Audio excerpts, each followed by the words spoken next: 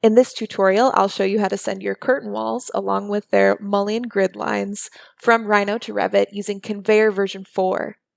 You can see in this file we have some walls drawn, and these have been pre-configured, so I will walk you through how we've configured each of the elements, and then we will send them to Revit so that you can see how the process works. If I select on a wall here, this gray wall has been set to the category of walls in Conveyor, and it is a basic wall with a generic wall type. The blue walls are also set to the category of walls, and they have the type of a curtain wall. This is a curtain wall family type that exists in Revit. If I zoom in a little closer, you can see the mullion grid lines. The mullion grid lines that run vertically have been set to the vertical type, and the horizontal mullions are set to the horizontal type.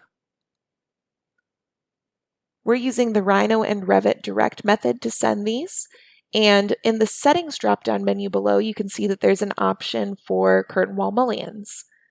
You can select to use default mullions, which will pull the mullions that are dictated in the Revit curtain wall family type properties menu, or you can use the no mullions method, which will just create grid lines without a mullion at the areas where there are these vertical and horizontal lines.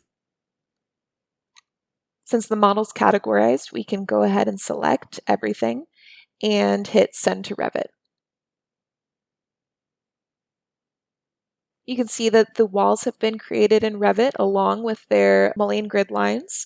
Revit has also placed mullions around the edges of the curtain walls as dictated by the curtain wall type. And from here, you could even go in and make adjustments to these placements, just as you could with a regular curtain wall mullion grid line that has been drawn in Revit.